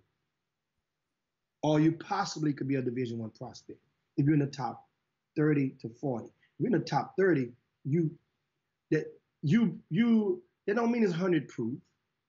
But 85% of those kids in the top 30 should be going into their senior year, should be Division I prospects in a city like Houston. This is not nobody else's ranking. We're talking about the greater Houston. Well, if you look at from 41 to 50, those guys, don't get it twisted. 50 could very well be 35. But those guys there are not much different between number 31 through 40. It's just a wider range. And on the pecking order, some of those kids in 31 through 40 may have came to Rucker on Wood. Right? And that's the part about being on the right side of politics. While you may have decided not to come, that kid may have did. He may have came to the Southwest Exposure Camp. And he could have been, if he didn't come, he might have been number 45. But he came, he's number 35. That's the difference when you get in that range. But bottom line, you're still not a division. You still right now have no Division I offers. So y'all in the same boat. Now, if you get below number 50, those rankings right there is just like throwing paint on the wall.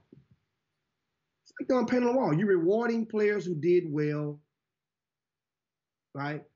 A lot of the coaches in the Division I, the 60 through the 60 range, you mean that they're right in a position where if they play well in their high school season, they can very well jump themselves up into the top 45, top 40. I've seen it happen. And while you ask me, Adam, I'm gonna look right now off the cusp and see if there's any kid out there that's below number 50 that could jump in the top 40 after their performance in the first half of the season. Yes, okay. Absolutely. Absolutely. Several of them. And here's a couple of them with their performances this season, right? Here's one. John Shanu. Well, he's number 47. He's not below 50. So we'll throw him back in the water. Well, Dylan Scales, possibly. Shadow Creek has been winning. He's been playing Summer Creek, Jim. Summer Creek. Yeah. He's been winning. He's playing way better than many thought he would be. Mm-hmm. Josh Cooper hadn't stepped up in big games for North Shore. Remember, he only scored, 3 points against Hightower in the championship of the Fort Bend tournament. Then they go back and North Shore play another championship. And but he could very well, but he's been playing well, but not against other in big games. But it's a possible. Those are two just off the top of my head that could, Now, my thing is understanding the range. That's the thing. People, trust me, the number gonna sort itself out. And that's what I used to, and I understand. I've hurt the process years ago because my thing was this. This was back at a time when stuff was more pure than what it is now. The recruiting efforts were pure. Here's what I mean. my rule of thumb was if wherever you rank that, if you get a Division I offer, then you're gonna raise up. That's what I advertised and promoted because it was pure at the time. Then what happened? People start to influence college coaches and twist their arm in return for a favor. I need you to offer my kid. Because you know if you offer the kid, then you're going to put it out there and Jim Hicks got a ranking higher because he has an offer from this particular school. And that's was the starring beginning of this new wave of foolishness and trickery that has plagued upon our city, not just in Houston, but in DFW, all over the country. Whereas people sit there and they use the offer to try as bait for the next offer and try to trick the next coach to take heed. And the coaches know you're gonna come. I don't call that tricking it, Jimmy. I call that getting leverage.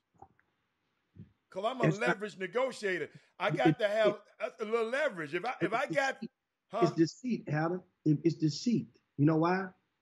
I'm talking about if the offer.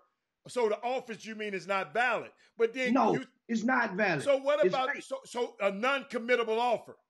So you're saying all non-committable offers are deceitful? No, I'm talking about the ones that are conspired efforts. There's a person that's going to make a coach. Trust me, there are a lot of coaches out there that just stuck behind the 8 ball on this stuff, and it's easy just to do this because they think about it, and some won't do it at all. And you know, but there's some because the relationship factor. If a coach don't comply, then a college coach, if they don't comply, then they are led to believe that it would be hard for them to get a player from that particular program in the near future. So it's easy for them to go ahead on and comply because it don't matter to them. They don't have to deal with it. Man, we offering. We don't, we're offering, sure. But then they know that the kid ain't gonna commit, right? To try to embarrass them, and they know that it's gonna, just go away after initial sticker shock. That's what happens. So what happens when that offer goes to a kid, and people used to get me to call and verify offers. I do it all the time. I still do. But I don't even have the energy because back then, at one particular time, until a couple of years ago, it would be easy to go do it because it would be so, the ones that would be skeptical wouldn't come all the time. It would be like, hold on, this don't even make sense. Let me call the coach. But now in recent years, now it's slowed down. It's slowed down after the NCAA and the FBI probe. That it just slowed. A lot of coaches just use it and say, man, look, man, I don't want to. We can't do that. We can't do it. It's our policy. They'll blame it on the compliance when let us do it. And they tell parents all type of stuff. I talk to the coaches, they tell. But now you'll understand if your kid is ranked number 60 and a Division I school offers him, and my kid is ranked number 28 at the same position, and I feel that my kid is way better in my program, not your parent, I'm talking about the program.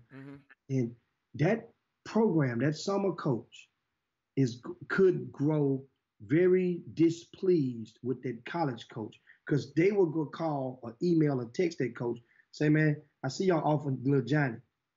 So you ain't gonna offer my kid? If you offer to him, and then the coach have to deal with that because it takes time to put those type of brush fires out. It takes time. That means that coach could be doing something else. He got to sit and do damage control. So now, as a result, what do? You got to offer his kid too.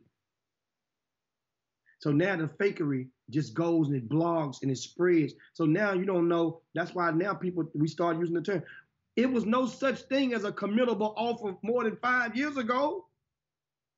When did you hear a committable offer? It was an offer. If you had an offer, that supposed to be legit.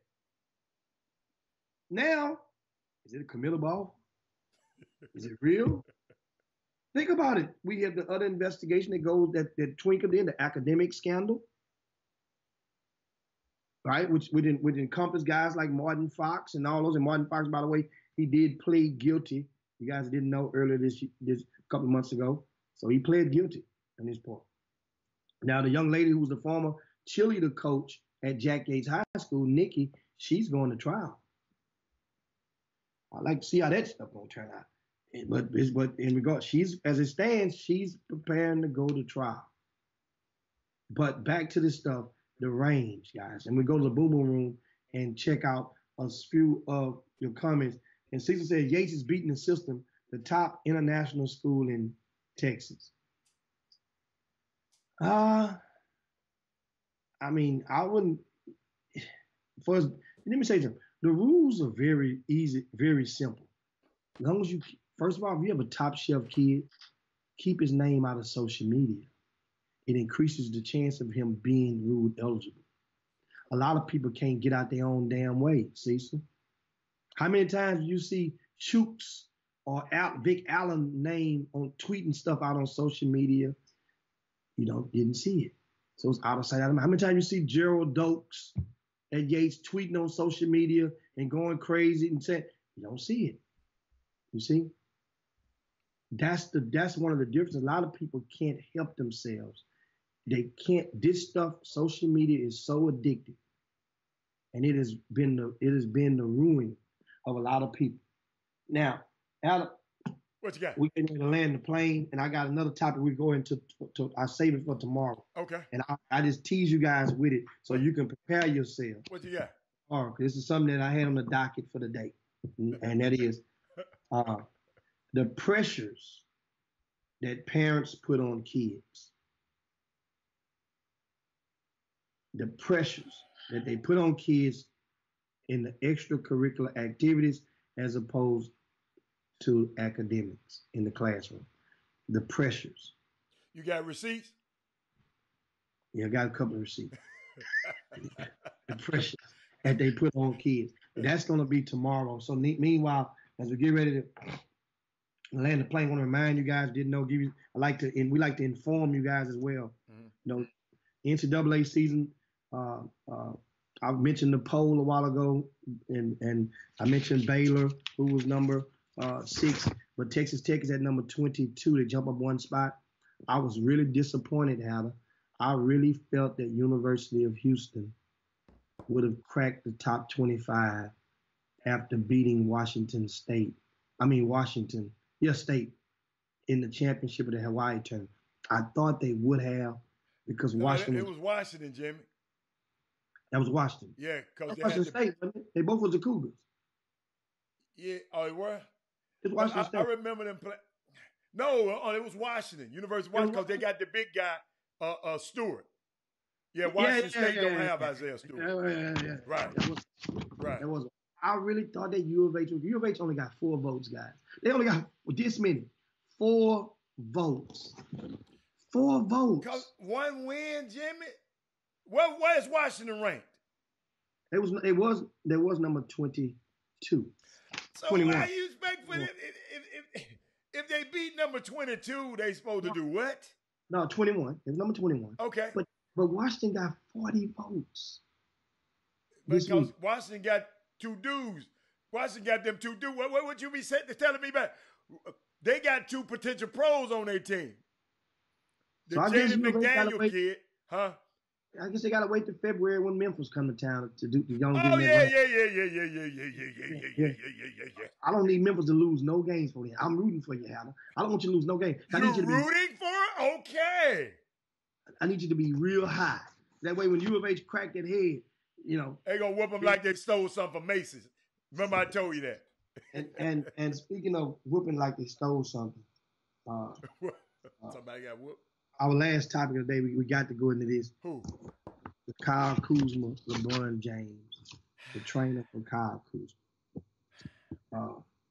Clint Parks went on social media, guys, and shot a couple of darts at LeBron in innuendo tweets. Once again, if social media is so addictive for grown folk, then just imagine the kids.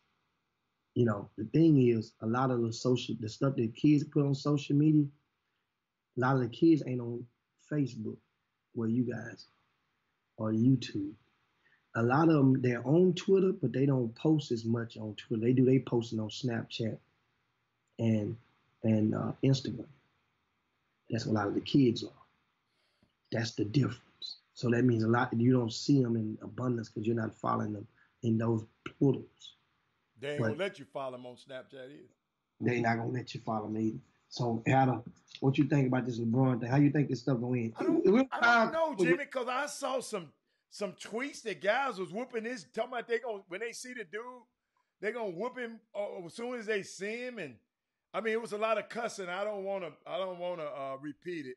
It's just it's just first of all, Clint, shut up. You know, leave LeBron out you. Like LeBron, LeBron said it very eloquently the other night. He said, man, people just want to make a name. When they mention my name, they know they're going to get talked about. We wasn't even talking about Clint Parks. I didn't even know who the hell Clint Parks was until we this settled. So I hope that's what he was looking for, some publicity, because you saying that, you put your Kyle Kuzma in harm's way. But Jimmy, then I found out he also works out Kawhi Leonard also. So that's why. He still works out Kawhi Leonard? Yeah, I don't know. He worked him out back in the day. Yeah, back in the day. I heard somebody mentioning that. Yeah, I heard this, but and we can clarify that the next day. But I also heard that his working out with Kawhi was back in the day. Yeah, back in the day. California. Yeah, because he's the West Coast, he's from California. But he has worked him out before, so don't matter. Maybe he was a part of that development. You remember, you get developed in the early years and then become. No, I'm just kidding. I'm just messing with you. Yeah. Yeah. And so now, speaking of the LeBron and the situation, LeBron James also named Associated Press's top male athlete of the decade, guys, and which is Serena was named the top female athlete of the decade, and that's big. I mean, if you think about it, in the past 10 years, nobody scored more points than LeBron. Yeah. And yeah, I was looking. I just put it up there, Jimmy. Check that out. Great. Uh-huh. And I was looking and realizing a lot of times we don't realize just how good. I like this, how great and how good. He's 35 years old today. It's his birthday. Still 35 years old. So expectations. Why are we expecting him to perform like a 28-year-old when he's 35? That just shows you how great he is. That's like, at some point reality is going to hit. Just like a Tom Brady who's 42. Yeah. Because the hype, at some point we were expecting him, unrealistically expecting him to perform like he's 35 and he's 42. 7-year gap, same 7-year gap, right? And yet we see it coming. The Father Time will catch all of us. Oh, of course. Some of us, when we get out to bed in the morning, we got to make a noise. Think about it. Right. It catches up with all of us. So when you think and factor in at 35 years old, what player? So once again, the advertising, I guess to move it over and to fine tune it. Is LeBron the best 35-year-old? Like his productivity, his output per minute. Is he the best at 35 years old? Is there another player in the history of the NBA who's performed and filled the stat sheet in according to winning, the percentage of the winning, at a greater pace than LeBron at 35 years old? That is something, that way now it'll cut it off. You can have, guess what, guys? You can run with MJ as the greatest ever, but then you can say, well, LeBron was the best 35 and older, or 34 and older, or 30, whatever number you want to go from, 33 and older. It's 17 years in the league, man. Bad, man. And we're seeing this guy. Think about how good he is, Adam. When he loses, in the big lights, This year, lose to the Clippers twice. He still damn near put up a triple-double. He still damn near put up a triple-double. You're right. And that's considered a bad game for this dude. A damn near triple-double is considered a bad game at 35 years old for LeBron James. Right? Yeah. Unbelievable. Hey, man. I mean, I mess with people, mess with Chris about being a LeBron sexual, but that guy came in the league at 18 years old, and now he's 35. Jimmy, he's just doing stuff that's just, the man been bad since when he walked in. And, I just, maybe because I'm a guard, small guard, 6'1", I look at him and just say, could he do all of that stuff? And that's not fair. Could he do all that stuff if he was 6'1"? You know what I'm saying? That's selfish on my part. And then I thought about God blessed him to be 6'8", 270, but be able to dribble and shoot better than me, you, and anybody else. So, and he's got a unique cerebral approach to this game that's unbelievable, Jimmy. Jimmy, he sits back and know the plays like he watched everybody game when he ain't playing.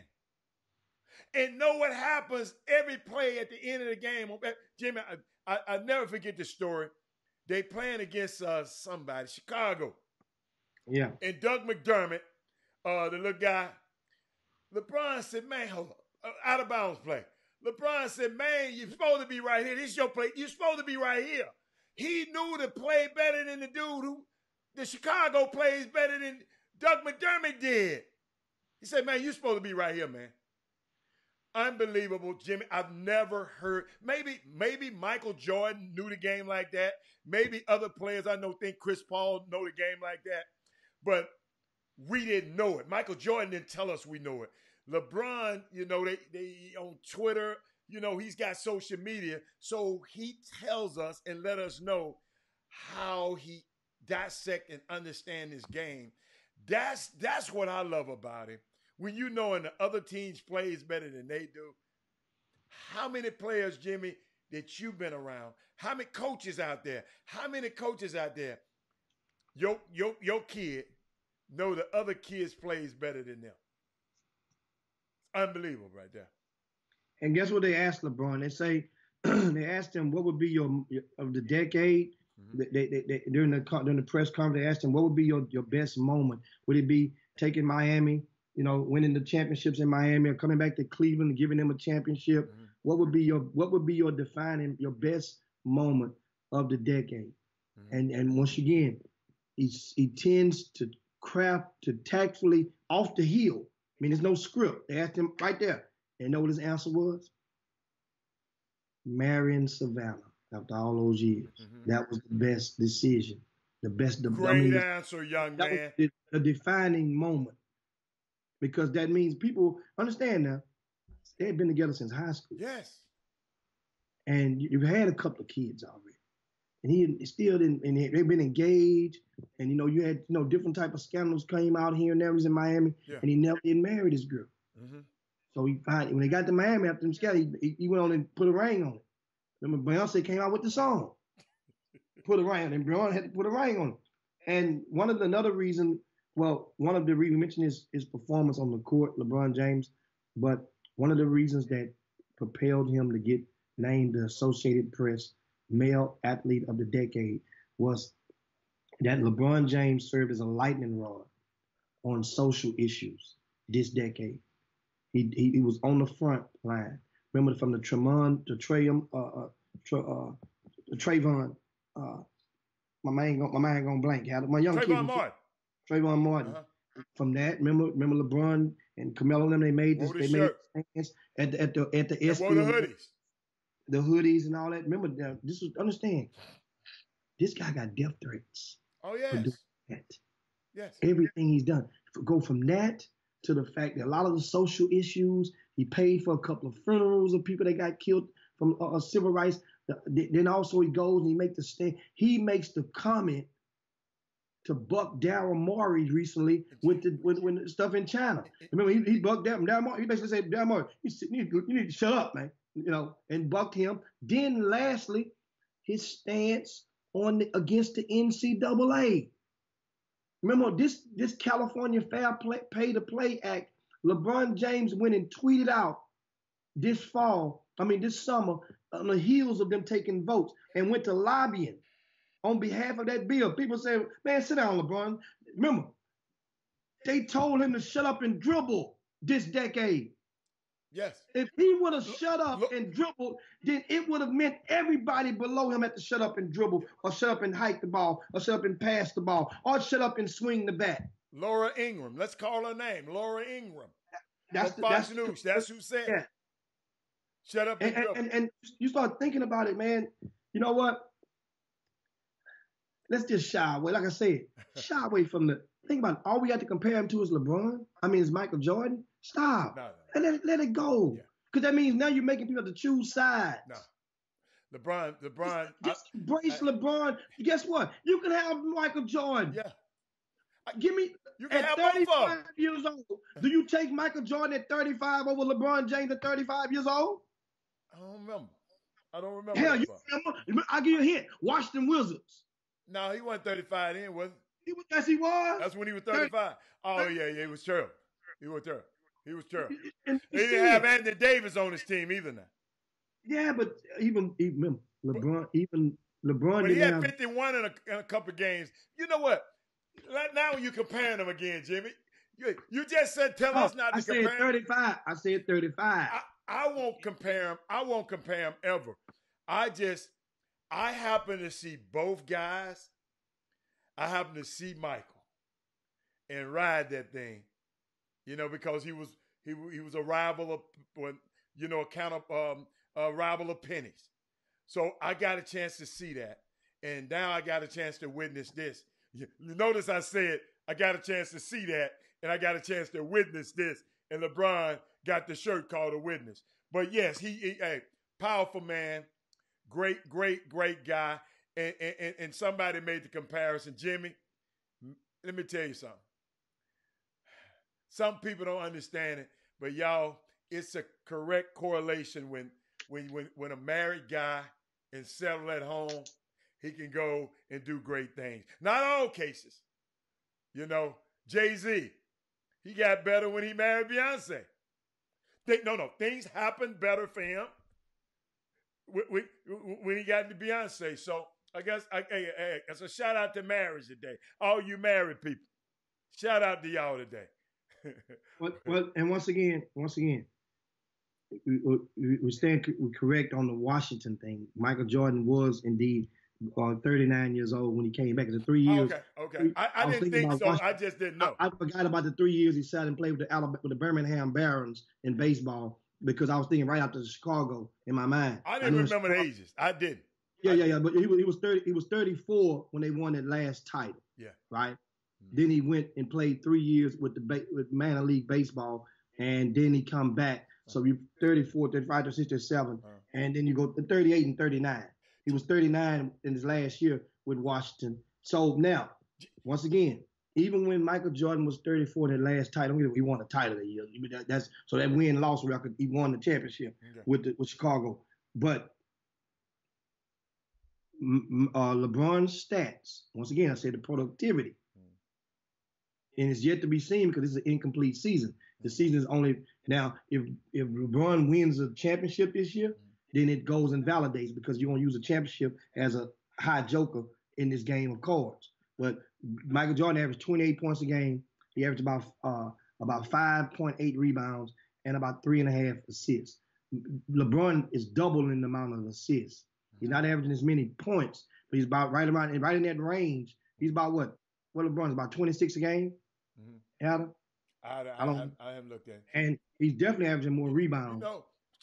To a guy who saw both of them careers up close and being around some of the people around him, Michael Jordan, y'all. I'm just gonna tell you when he walked in a gym and we walked in a place, it was a certain reverence. Like, I mean, I just can't explain it.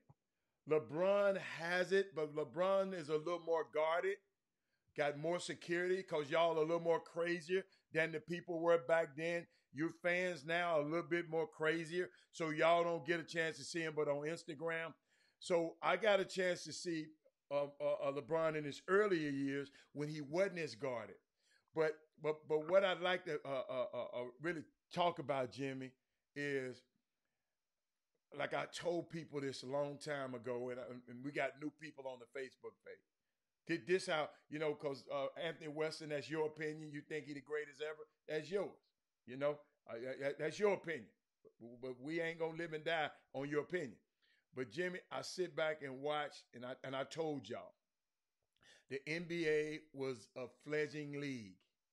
It was on tape delay.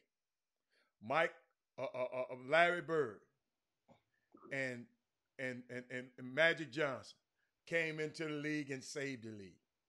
So Michael Jordan, Larry Bird saved the league. Okay. No. Yep. Magic Johnson, Larry Bird saved the league.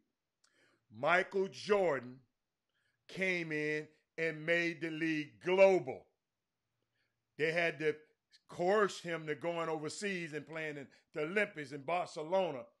That's when the world, that touched the world, that now guys like Luka Doncic and all of these guys and the Joker, they want to come over in the Greek Freak. That was Michael Jordan's impact. I know y'all are prisoners of the moment, and I understand y'all. But like I said, Bird and Magic made the league, saved the league. Michael Jordan made it global, and LeBron James made it mobile. He made it where we can leave and go here to win a championship. I can go here. I can go here. And guess what? And he came in the era of social media. So, of course, he going to be your choice. And I'm not telling you not to be your choice. I just had the advantage of watching both careers up close. And it's just it's a different phenomenon now than it was back then. That's all. Yeah, definitely indeed. It's different right now. And so they are B. Scott tweeting about oxtail. Slow down, B. Scott. You know what I want to ask you, Jimmy? And I'm glad Kenneth Gamble just on. Why is my young Nigel is transferring from Texas El Paso already? No, I heard that he may be changing his mind now. He may have changed his mind. How does Nigel Hawkins? What happened? So South Falls, it's understand now. From what I got is he started last year, made freshman of the week once or twice at UTEP. He started every game.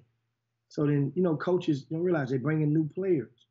And this player that's over there now, was better, right? And this player that's over there was better. And he was playing, this kid, Nigel, coming off the bench.